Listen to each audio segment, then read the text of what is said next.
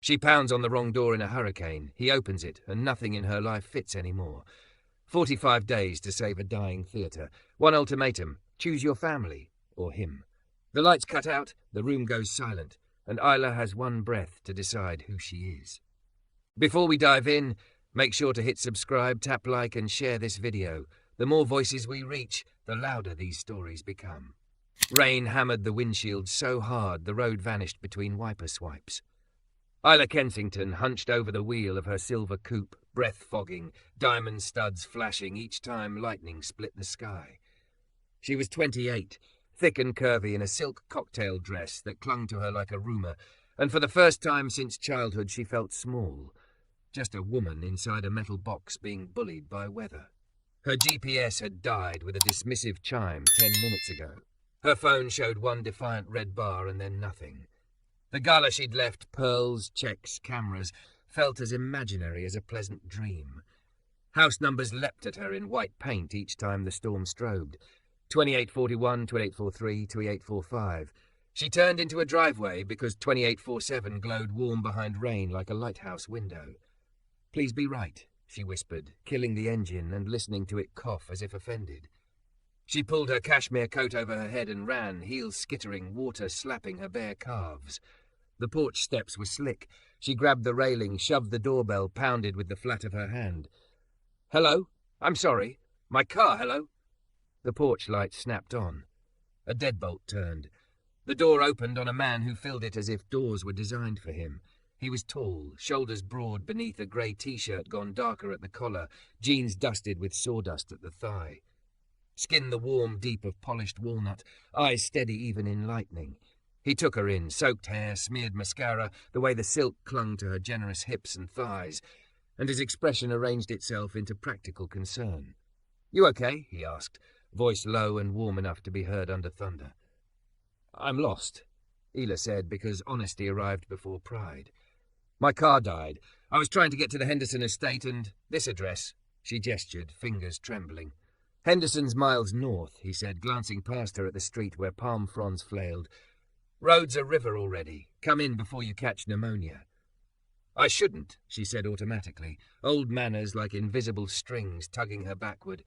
"You don't enter strangers' houses. You don't. It's a storm, not a debutante ball."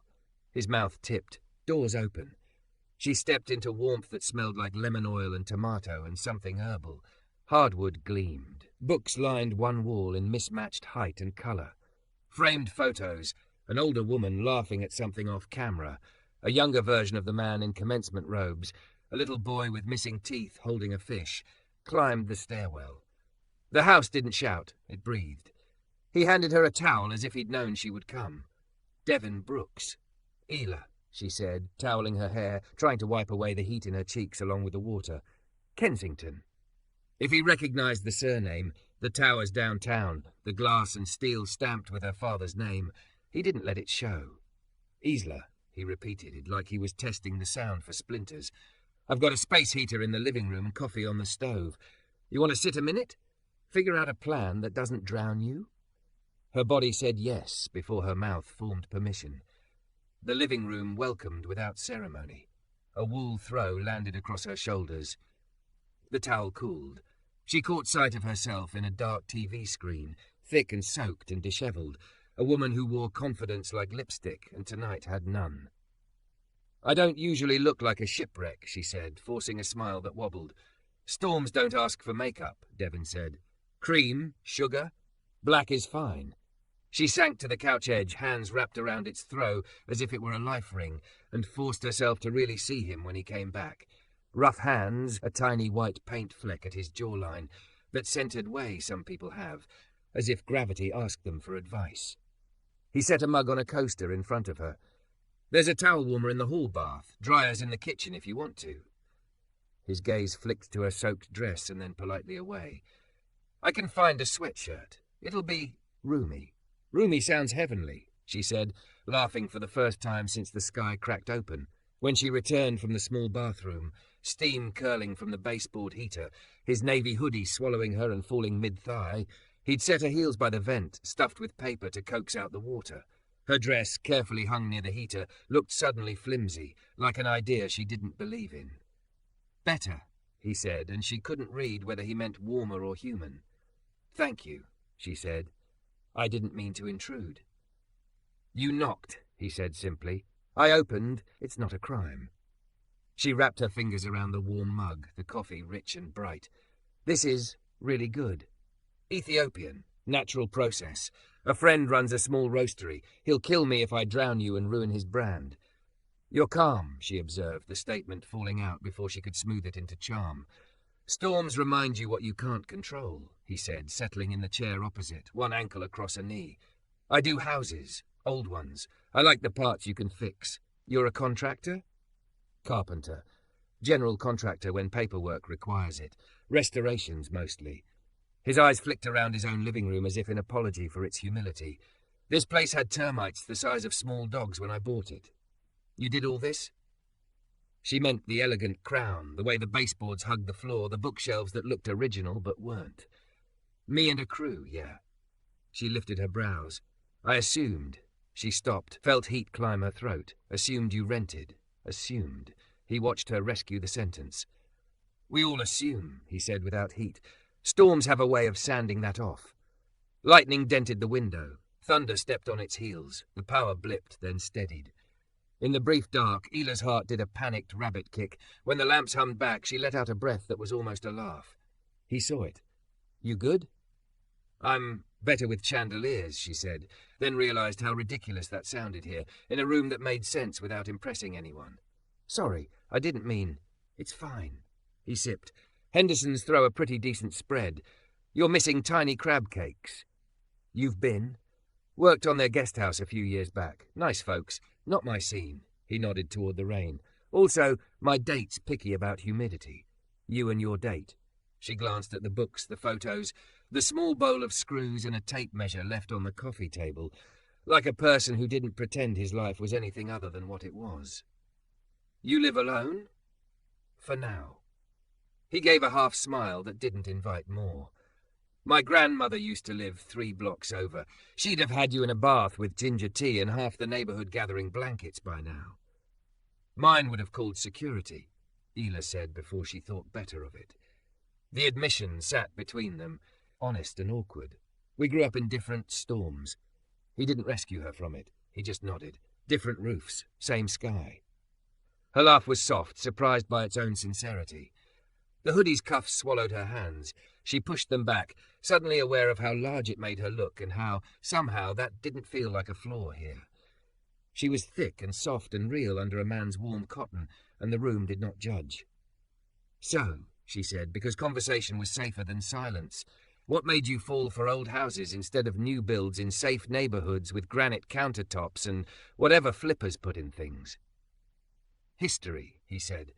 "You open a wall in a 1920s bungalow and you find newspaper print, a kid's marble, a pencil mark where somebody measured growth. You fix a sag and keep a story standing." He glanced at her dress steaming on the chair back. "New money loves new shine. I like old bones." She arched a brow. That sounded like an insult aimed at certain towers. "If the tower fits," he said mildly, but the corner of his mouth told her he wasn't trying to hurt, only to refuse to flatter. "What do you do, Isla Kensington, who hates chandeliers only during storms?" "Officially, I'm Strategic Initiatives at Kensington Holdings," she said, rolling the vague title on her tongue like it might dissolve into something honest. "Unofficially, I sit in rooms with men who say synergy, as if it's a vegetable, and nod at renderings of buildings that will evict families with good credit." Another bolt rent the sky. The house shuddered. She surprised herself by not flinching. Perhaps it was the coffee, or the heat, or the steady presence across from her. Perhaps it was the first time in months she'd said something true without asking permission. "You seem unhappy in it," he said. "Do I?" She stared into the mug. Steam curled up like a frame around her reflection. At the gala, she'd planned to smile at donors, to promise that good things trickled down, like rain, only less wet. "Sometimes it feels like I'm translating my father's spine into emails. He loves me. He loves profit more. I'm expected to love what he loves." "And what do you love?" Devin asked, as if it were the simplest question in the world. Isla opened her mouth to say designer dresses, the coastline at sunrise, the way a room goes quiet when she enters on schedule, but the words didn't fit. Rain drummed the roof like a metronome, thunder counted down. She looked up at the book spines, the careful joinery, the photographs of real people in real light. "I don't know," she said, small and unarmoured. "I think that's the problem." He nodded, not as a counsellor might, but as a man who'd once admitted a thing and survived. Storms are good for that. Figuring out what you love, stripping what won't hold. He shrugged. "You're welcome to crash in the guest room. Roads won't be better for hours. I won't murder you. Bad for business." Her laugh surprised them both. "I believe you." She felt the warm and unnerving tug of safety, a braid of hospitality, competence, and that unshowy kindness some men spend years trying and failing to counterfeit. "Thank you." He rose, a big motion made gentle. "I'll grab sheets. There's a spare toothbrush. Dryer will have your dress mostly alive by morning. The heater will try to finish the job. If not, I've got another hoodie with fewer paint flecks." She watched him disappear down the hall, listened to the cupboard doors and the soft domestic percussion of a life that fit in a house like this. Outside, the storm raged. Inside, a stranger had offered shelter without ledger lines. Isla stood and crossed to the bookshelves as if drawn by scent. There were dog-eared paperbacks, a carpenter's manual with tabs, a slim volume of poems tucked sideways. She slid it free, thumbed a page at random. The line she landed on was about doors, how some open to weather, some to kitchens where a second mug waits without question. When Devin returned with folded sheets, she put the book back carefully where it had been. "Do you ever fix a house and then not want to sell it?" she asked. "All the time," he said. "But I don't fix houses to own them. I fix them so they can be lived in." She nodded as if that made a blueprint she could understand. "Maybe I've been building things to be looked at, not lived in." "Then tonight's a good night to start drawing different lines," he said, and handed her the sheets like a promise that the world, even the wet and howling one, could make room for a better floor plan. The storm hadn't let up by dawn. Grey light pressed against the blinds, steady rain tapping the windows like impatient fingers. Isla Kensington blinked awake in a bed softer than anything she'd slept on in her own mansion. The sheets smelled faintly of lemon detergent, the quilt heavy in a way that reminded her of childhood safety. For one brief, suspended moment, she forgot who she was. Heiress, polished socialite, living mannequin for Kensington Capital's reputation. She was just a woman, warm and drowsy, cocooned against the storm. Then the room's details seeped in. Yellow-painted walls, a dresser scarred with use, framed photos of children grinning at birthday cakes. Not her world. She sat up, hair tangled, throat dry. A voice drifted through the door. "Coffee's ready." Devin. The memory of last night washed over her. Rain, headlights swallowed, his door opening like a miracle. She swung her legs out of bed, feet finding the worn rug, and padded barefoot into the hall. The house was alive already. The sizzle of something on the stove, the warm grind of a radio murmuring jazz, the aroma of dark roast curling through every room. She found him in the kitchen, sleeves pushed to his elbows, spatula in hand, working a skillet of eggs as if this storm breakfast was ritual. "Morning," he said, glancing up with that unflappable calm.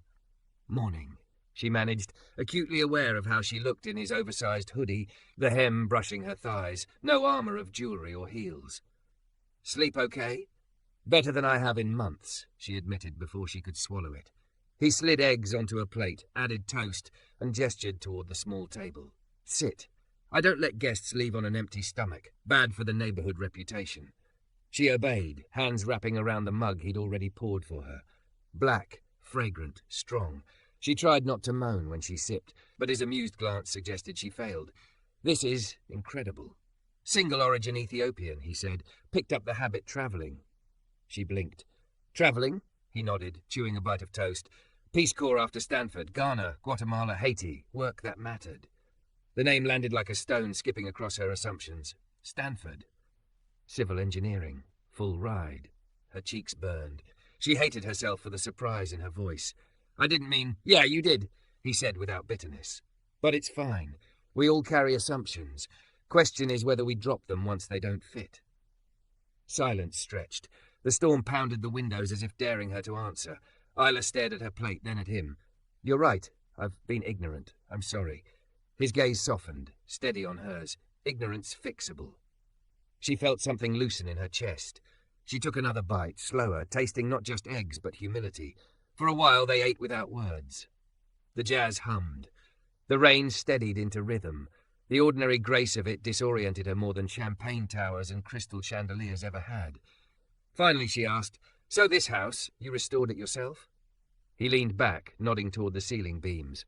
"Bought it 2 years ago, falling apart. Termites, leaks, wiring that could have burned the place down. Took 18 months. Nights, weekends, and blood and bruises.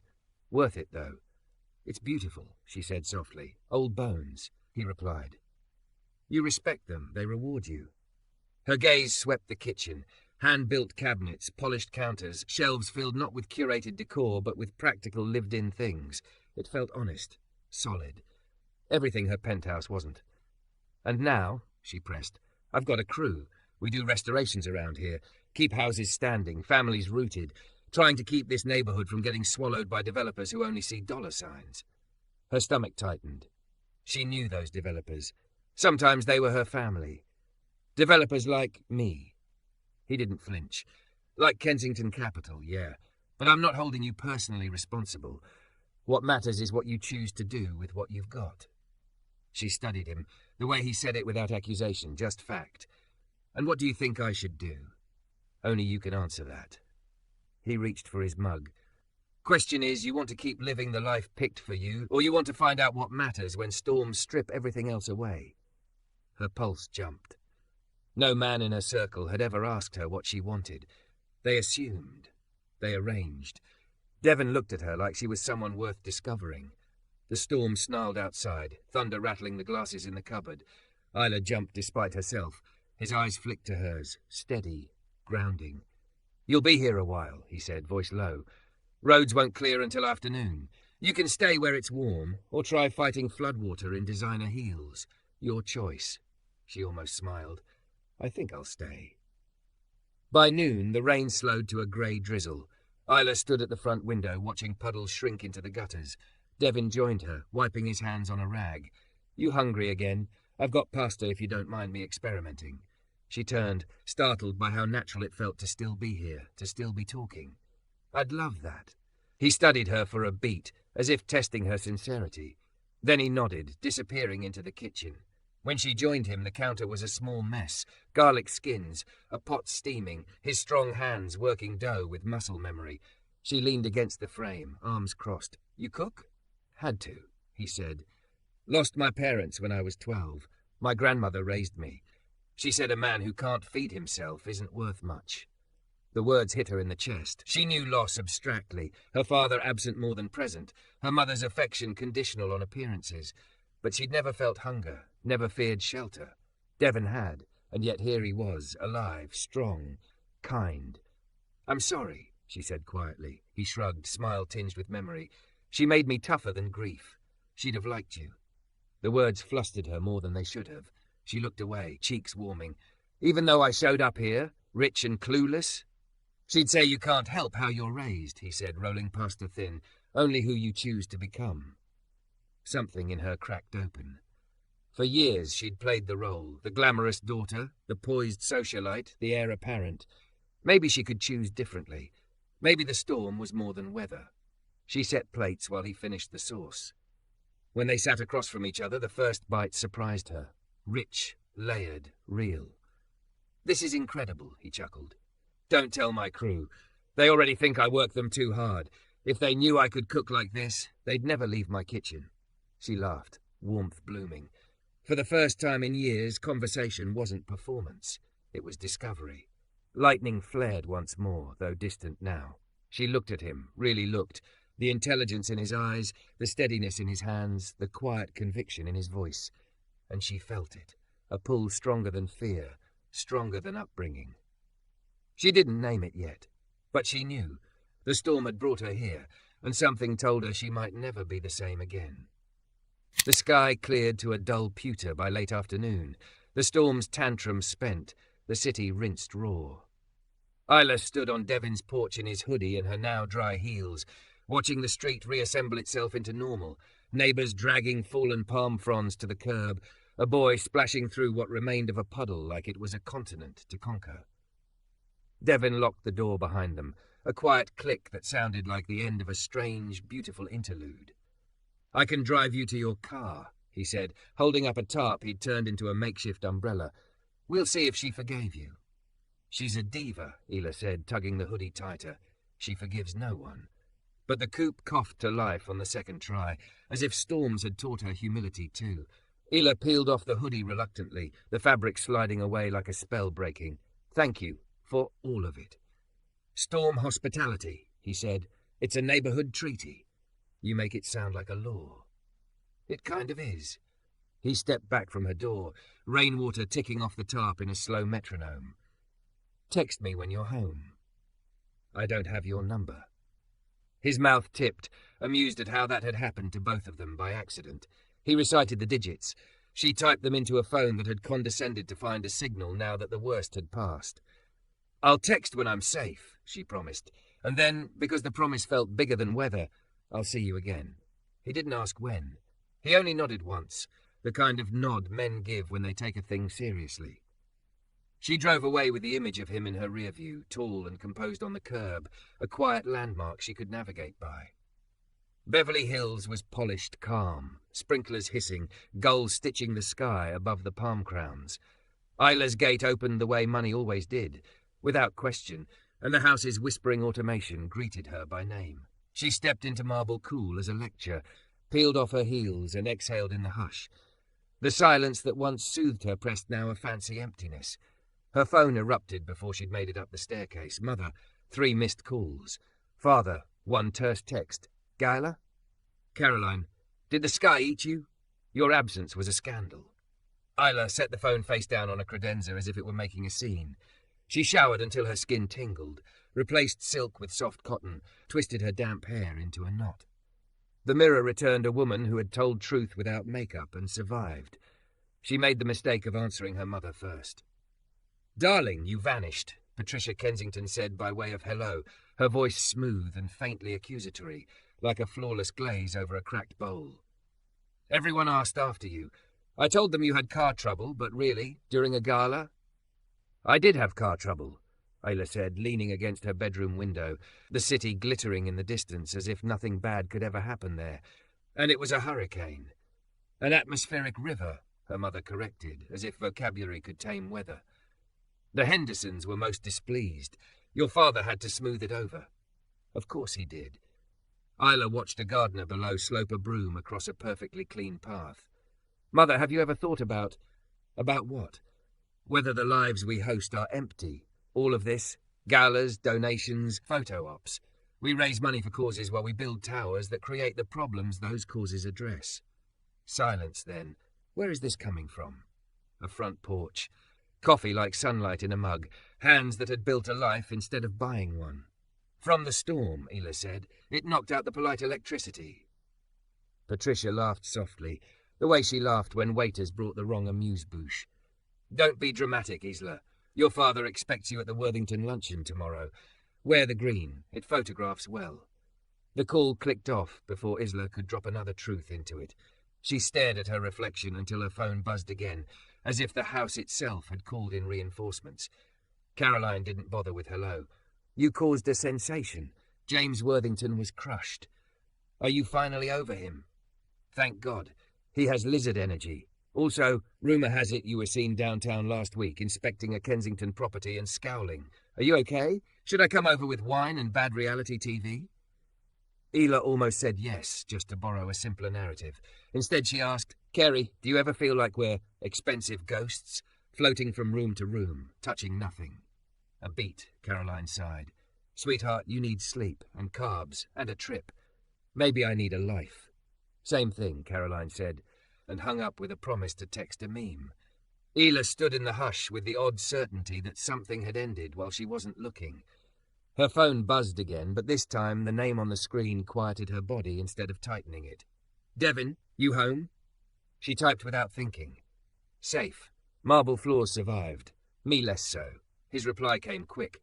"Marble has no character. You do." She stared at the words until her chest hurt. He followed with a photo, a scrap of wood, sanded smooth, a pencil line steadily arcing across grain. Under it, new stair template. Storm took the old one. Fixing. She sent back a photo of the city from her window, glittering and unreal. Under it, maybe I need to fix my stairs too. He answered with a single word that felt like a hand extended across a canyon. Come. She didn't go that night.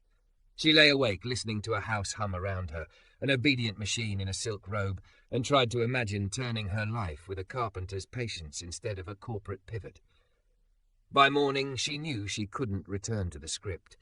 She dressed in jeans that felt like rebellion, tied her hair in a practical knot, and drove not to the Worthington luncheon, but east, past neighbourhoods her father warned her about with paternal condescension and economic statistics.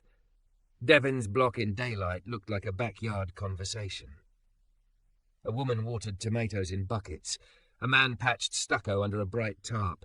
A pair of kids hopscotched chalk boxes labelled with crooked numbers. People called to each other by name. When Isla pulled to the curb, a teen on a bike slowed and tipped 2 fingers from his handlebars in a greeting that asked who she belonged to. Devin stepped from his workshop, wiping his hands on a rag, T-shirt roughed with sawdust, grin sudden and unguarded. "You actually came?" "You said come," she shrugged. "I take direction well. Ask any caterer." He laughed, the sound gratifyingly joyful. "You hungry? Mrs. Alvarez bribed me with empanadas so I'd rehang her door straight. Perks of being useful." "Perks of being beloved," Isla corrected before she could stop herself. The word landed between them with a weight that made him blink. He gestured her inside to avoid the heat rising to both their faces. The workshop was a poem to order. Long tables scarred by work, clamps like patient animals, chisels oiled and aligned, a wall of labelled bins that would have made a logistics manager weep with envy. The air held sawdust and citrus oil and something clean, a smell that made her think of new beginnings. "What is this?" she asked, touching the arched template he'd texted last night. "Stair stringer. Old one rotted. I'm replacing it at the Ramirez's. The city inspector will give me grief if the rise is off by a 1/4 inch." He handed her a pencil that had been sharpened to lethal precision. "You want to help, Kensington?" She lifted a brow. "I don't do manual labour before noon. It's 1. He made a show of checking an invisible watch. "Fine." She set her purse down like she was setting down an error. He showed her how to draw the next rise, how to press the square against the line, how to measure twice, so she wouldn't learn the hard way what a miss costs. The pencil left a steady graphite path under her hand, and she felt something child-simple and holy, the pleasure of doing a small, real thing right. "Look at you," he said softly. "Engineer in a was-a-gala girl's body." "I'm a business major with a minor in pretending," she said, but her smile betrayed how absurdly proud she was of a pencil mark. They were still leaning over the template, shoulders just not touching, when a shadow crossed the doorway. A man in his 50s stood there, suit too expensive for the block, jaw clenched into a lesson. He didn't look at Ella first. He looked at Devin the way a banker inspects loan risks. "Mr. Brooks," Richard Kensington said, crisp and cool. "I assume that's you." Devin straightened, eyes unreadable. "Depends who's asking." "Her father," Richard said, eyes cutting to Isla as if she'd ruined an annual report. "We need to talk. Now." The teen on the bike had slowed again. The woman with tomatoes pretended to fuss with leaves. Neighbourhoods listen as one organism. Devin stepped between Isla and the door without thinking. Not a threat, just a barrier against weather. "We can talk," he said, "but my shop's not a boardroom." Richard's smile was practiced PR. "Then you'll appreciate brevity. Isla, you missed the Worthington lunch. Your mother is beside herself. The Hendersons are offended. You've been seen. Here." He flicked a glance around as if the air was dirty. "End this. Come home. We'll forget the incident." "Incident," Isla repeated, steady. "You mean the storm, or the choice to not pretend anymore?" Her father's gaze sharpened. "I mean this mistake." He tipped his chin toward Devin as if the man were a line item. "We don't fraternize with vendors, Isla, or with men who would use your name to leverage." "That's enough," Devin said quietly, and the quiet was the kind with steel inside it. "I don't need her name to leverage anything. I build my own leverage with wood and time." "Your condescension is noted," Richard snapped. "Isla, this ends now. You will come home, you will apologize, and you will remember who you are." "I am," she said, feeling a wild, clean courage flood her. "I am remembering." Colour crept over her father's cheekbones. The teen on the bike put one sneaker down, rapped. The neighbourhood held its breath. "You'll be cut off," Richard said, low and lethal. "No allowance, no position, no protection when you discover how little the world values you without our name." Devin's hand found the work table's edge. He didn't touch Isla, but she felt steadied anyway. She inhaled once, a breath that tasted like cedar and dust and rainstorm survived. "Then I'll learn," she said. "I'll learn my value without it." Richard blinked, as if he hadn't considered that the porcelain might be clay that refused to crack. He seemed suddenly smaller in a room built for work, not theatre. "Have it your way," he said finally, voice tight. "When you tire of the experiment, call. We'll see what can be salvaged." He turned and left without a backward look, shoes clicking judgment down the driveway. The neighbourhood exhaled together. The tomato woman muttered, "Mmph," in a tone that blessed and dismissed him in the same breath. The teen grinned shamelessly and pedalled off. Devin didn't speak. He handed her the pencil again, the gesture so gentle she wanted to cry. "We'll finish the line," he said. Isla held the square, pressed it to the graphite and pulled a clean, unbroken mark. Her hand steadied as it moved. "I think I just redraw my life," she whispered. "Rise and run," he said. "One tread at a time." "Will it hold?" He looked at the arc they'd made together, then at her.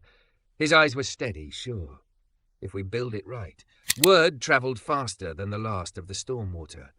By evening, Devin's phone had 3 voicemails from long-time clients saying they needed to pause, a text from his supplier warning of concerns about optics, and one from Tony, his foreman, childhood friend, asking if they could talk about priorities.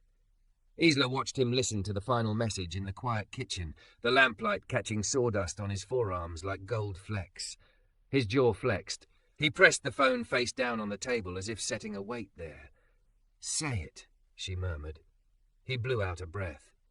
"They're scared I'm going to forget where I'm from because a Kensington is in my workshop." "Do you think that?" She made it a question that would let him leave if he needed to.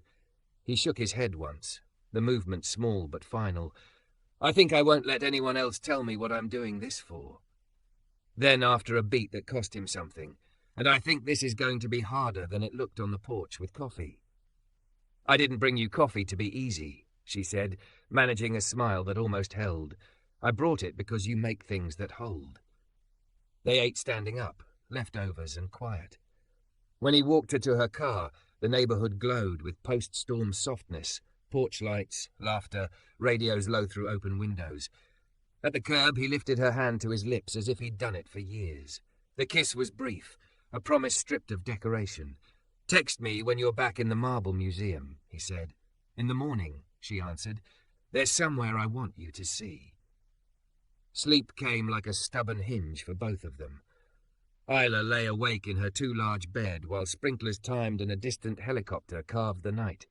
She wrote an email to the Kensington legal team at 2:13 a.m, subject line, "Immediate withdrawal, Worthington luncheon," and another to the foundation director she admired secretly, asking for a meeting off the record about community-led restoration models. She drafted, deleted, tried again. Language had always been her armour. Tonight she asked it to be a tool. At dawn she put on jeans, a white tee, a denim jacket that cost too much to look this simple, and flats as practical as contrition. She drove without the car, telling her where to go. When she turned onto Avalon, the old Granada Theater rose in the grey like a ship stranded in a shallow sea. Stucco cracked, marquee letters listing toward the sidewalk, painted dancers ghosting across the boarded doors. Devin was already there, hands on hips, staring up at it as if it might breathe. He didn't look surprised to see her. "You meant this?" "I saw it through a lift window when we were 17 and thought it looked like a story," she said, stepping beside him. "It's been empty as long as I've known it." "My grandmother said she met my grandfather in row F during a Sunday matinee," he answered.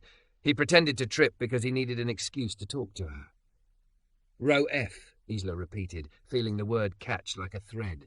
He glanced at her, eyes bright in the thin light. "You pick a fight with your father and then bring me to an abandoned theatre. This is either the start of a bad heist or a good life. Can it be both?" She grinned, then sobered. I called the city last night. There's a community meeting this afternoon about the Granada's future. Future currently means tear it down and sell the lot. Of course it does. Devin's mouth flattened. Parking lots are easier to maintain than history.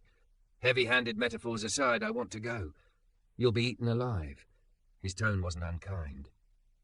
They're going to see a rich white girl with a guilt complex and a saviour complex fighting for space in the same chest. I know. She felt the truth of it crack bone deep. Come anyway. He looked up at the marquee, a rusted R clinging at an angle like a last dare, and then at her. I'll come. They circled the block once, peering through dusty glass at the velvet ruin beyond. A kid on a scooter clacked by, saw Devin and swivelled. Mr. Brooks, you fixing this one too? Trying to. Devin called back. The kid's gaze flicked to Isla.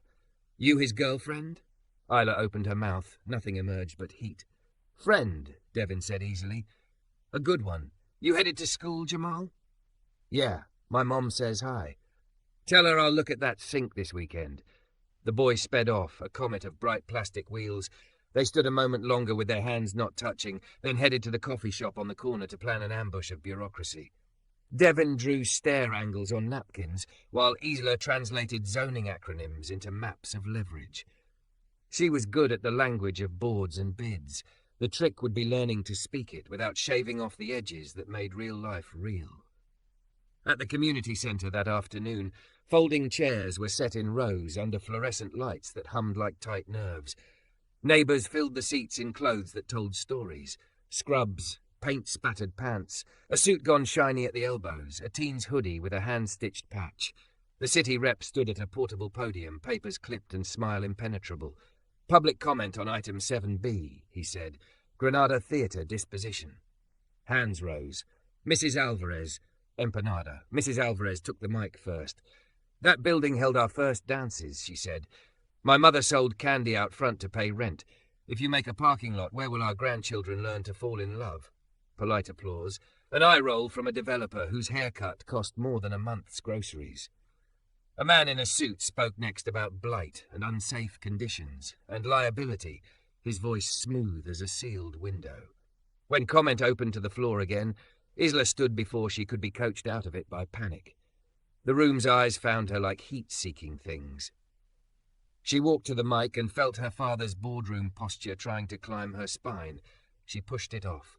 My name is Isla Kensington, she said, and a small ripple moved through the chairs like wind across tall grass. Yes, that Kensington. I benefit from the machine that helped break buildings like the Granada. I'm not here to apologize on a dais and go back to cocktails. I'm here to ask for a stay, 60 days, so the neighbourhood can propose a restoration plan with financing that doesn't end in eviction. Who will pay for that? The developer asked, not bothering to hide his disdain. I will start the fund, she said, clear. Personally. And I will recruit donors who are tired of buying nameplates for gala tables. We will match city money, not ask for all of it. We will hire local crews. We will preserve original fabric and retrofit for safety. We will build a revenue model that keeps ticket prices low and doors open. And why should we trust you? A man asked from the back, arms crossed, suspicion earned. You shouldn't, she said. Not because I'm untrustworthy, because trust isn't a speech. It's a calendar. It's a budget you can audit. It's my face in this room every Tuesday for as long as it takes. Don't trust me. Watch me. The room's temperature shifted. Fractional, but real.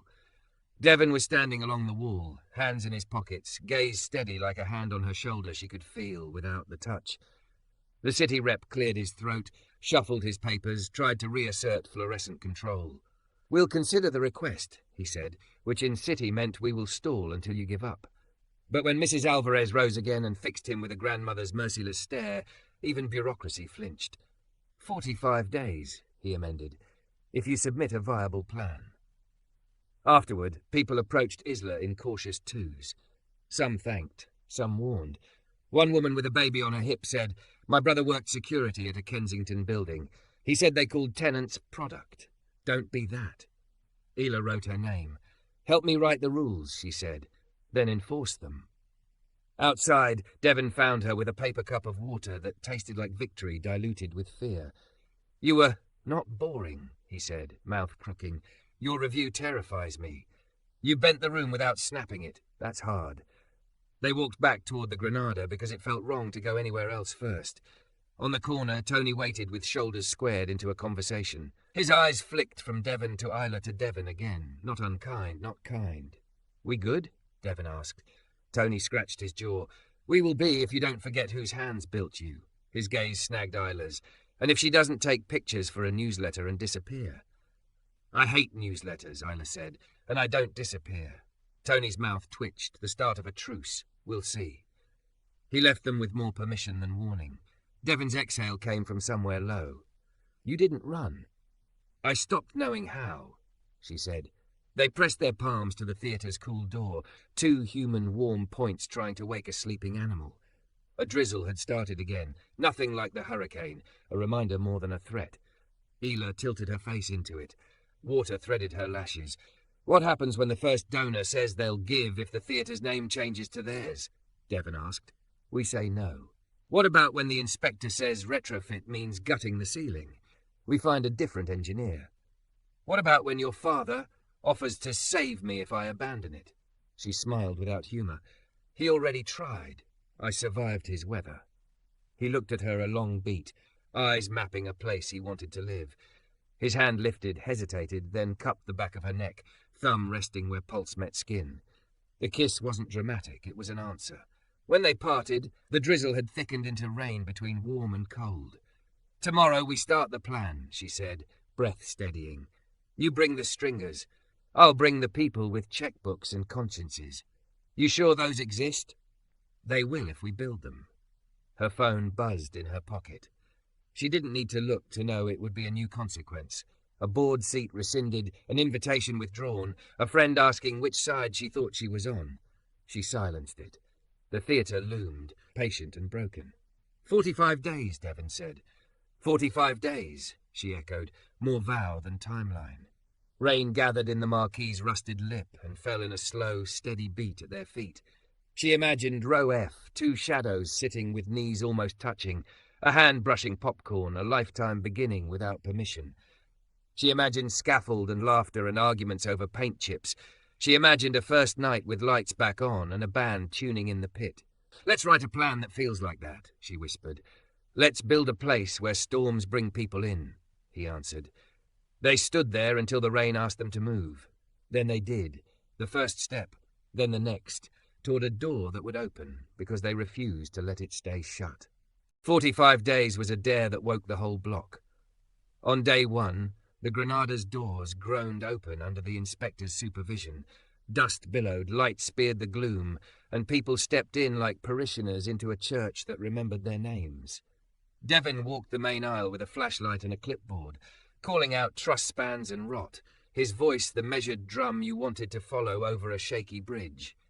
Isla trailed beside him, hair tied up, curves tucked in borrowed work pants that didn't quite fit but did the job, jotting costs in a spreadsheet that grew teeth. By day 3, Tony was back with a crew, shame swallowed in pragmatism. I'm not letting some out-of-town demo guys take pictures in my neighbourhood, he muttered, swinging a hammer as if it were punctuation.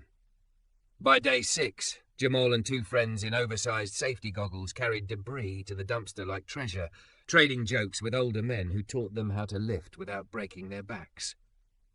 Day 8, Mrs. Alvarez showed up with a cooler of tamales and a clipboard of signatures.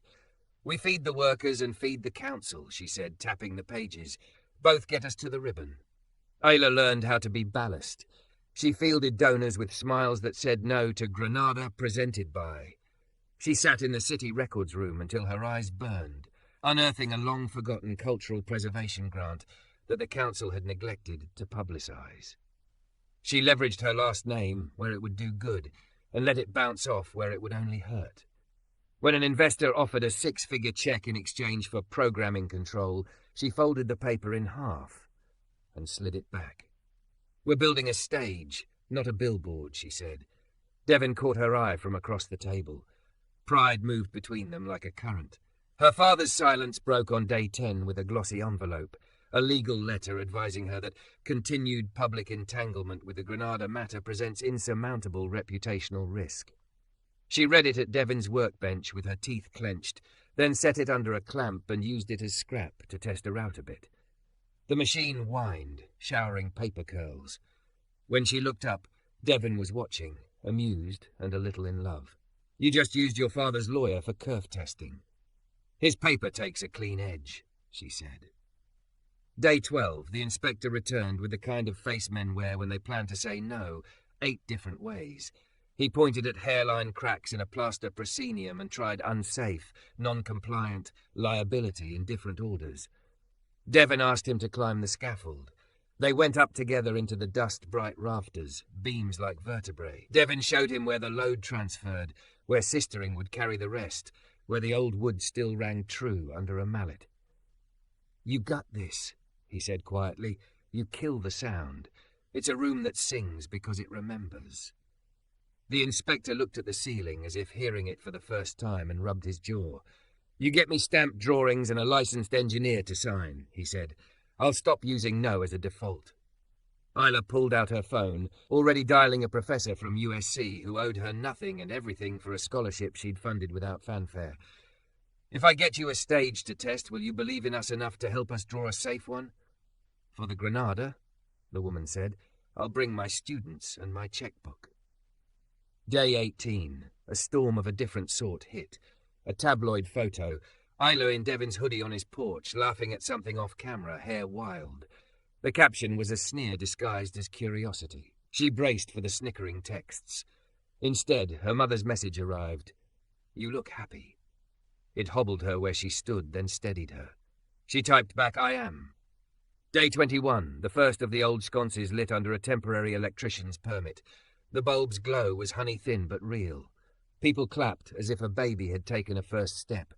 Devin's hand found the back of Isla's neck in the dark and rested there, thumb against heat, not a claim, a communion. She leaned into it like a plant into sun. The city meeting on day 25 was the kind of fight that leaves you hoarse. A developer brought a slick model, a pastel rendering of co-working space and boutique retail where the Granada stood. "Activation," he said, as if the neighborhood were a limb asleep. Isla spoke without notes. "You think we're numb. We're not. We're underfunded." She handed the council members binders that smelled faintly of toner and lemon oil. Letters of intent from donors without strings, an engineering plan thicker than a Bible, a budget with more community wages than management fees, a timeline that left no quarter for foot-dragging. Devin stood with the crew at the back in clean shirts, faces solemn as jurors. When the council voted 4-3 for the stay to convert into approval pending inspection milestones, the room erupted. It wasn't the end. It was permission to keep breathing. They worked. They failed. They laughed with mouths too full of nails. Devin cursed quietly at a stubborn bolt until Isla touched his wrist and the bolt turned. She sliced her thumb open and bled onto a piece of oak that became the box office counter. The stain sanded out. The story didn't. At night, they collapsed on the Granada's stage amid drop cloths and listened to the building hush. He told her about his grandmother's Sunday dresses. She told him about learning how to coordinate 6 different seating charts for a gala without ever sitting next to someone who challenged her. He taught her to use a plumb bob, gravity's quiet truth on a string. She taught him to say yes to help without feeling like debt. Day 37. Her father appeared at the edge of the site in a button-down with his sleeves rolled T, a mimic labour. He did not cross the caution tape. Isla walked to him with a calm she'd earned by climbing scaffolds. "Is this worth alienating your family?" he asked, voice low, eyes flicking to the crews as if kindness were a weakness that could be seen from the street. "Is this worth alienating a city?" she returned. He studied her as if she'd become a language he didn't speak. "He will break your heart," he said. Chin tipped at Devin. "Only if he stops being himself," she said. "And I'm not in love with a mirror." At that, something tired moved behind his sternum. He looked past her into the lobby where Mrs. Alvarez was polishing brass as if it might save a life. "Your mother says you look well." "She can come," Isla said. "She doesn't have to approve. She can just sit in a seat and listen." He left with no promise, the way men leave when their certainty is a loosened tooth they won't wiggle in public. Day 42, the inspector signed the plaster. Day 43, the sound system test made Devin's eyes wet. in a way that made Isla want to carry his childhood and set it down gently in the present. Day 44, Jamal, in a borrowed button-down, practiced saying welcome to the Granada without grinning and failed beautifully. They didn't sleep the night before day 45. They strung lights under the marquee until the rust looked romantic and argued over whether the first show should be a jazz quartet or the neighborhood kids. Dance troupe. Both, Isla said, stubborn as love. One teaches us where we came from. The other shows us where we're going. When the doors opened that evening, it smelled like paint and popcorn and rain evaporating from people's shoulders.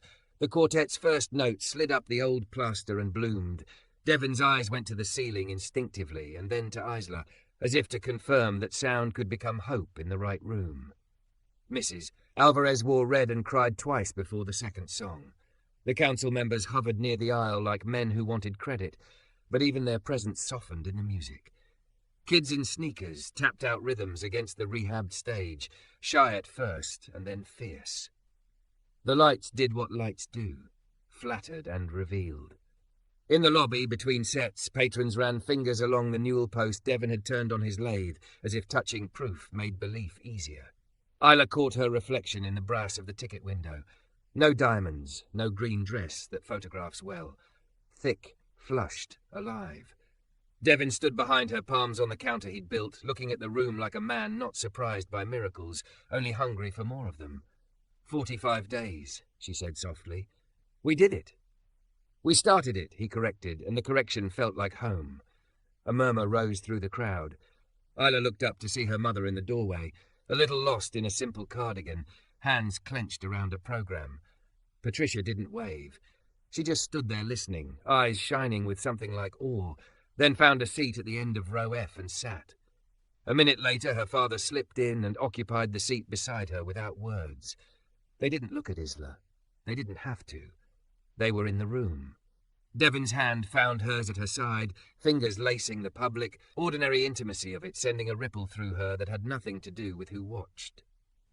He leaned toward her ear. This is the part where I ask you to stay, he said, breath warm. Not in my shadow. Next to me. In rooms like this. On roofs at noon. At breakfast when the coffee's too strong because I'm trying to impress you with beans again. She laughed, caught and carried by joy. You already impressed me with wood and lemon oil. He lifted her knuckles to his mouth right there in the lobby. Kiss light as a vow. Stay anyway. She looked at the room. At Jamal ushering like a prince. At Tony pretending dust had assaulted his eyes. At Mrs. Alvarez insisting a councilman take a second empanada. At her parents sitting stiff and undone side by side. She looked at Devin, the man who had opened a door and refused to define her by either the storm or the surname on her driver's license. Okay, she said, the word anchoring as a foundation stone. I'll stay. The dance troupe took the stage after the break, sneakers squeaking, braids flying, a little girl in the front counting out steps under her breath. Halfway through, the power flickered, an old line complaining, and for one shivering second the room went dark. People gasped, breath sucked into a single lung. Then the generator caught. Lights lifted, sound returned, rhythm snapped back where it belonged. The crowd laughed, a collective relieved roar, and clapped the beat louder than before. Isla squeezed Devin's hand, eyes stinging. That's us, she said. We flicker, we don't fail. He rested his forehead briefly against hers, the world noisy and right around them. We build, we rebuild, we keep the room singing. Outside, rain began again, not a storm, just weather, beading on the fresh paint of the doors. The marquee hummed. The line at the box office formed for the next show, even before the first had finished. In row F, Patricia reached for Richard's hand. He let her. On the stage, a kid landed a turn she'd been missing all week and lit up like a bulb finding socket. The room rose to its feet without needing permission. Devin and Isla rose with it, fingers still threaded, the future not guaranteed, but theirs to frame, one true line at a time.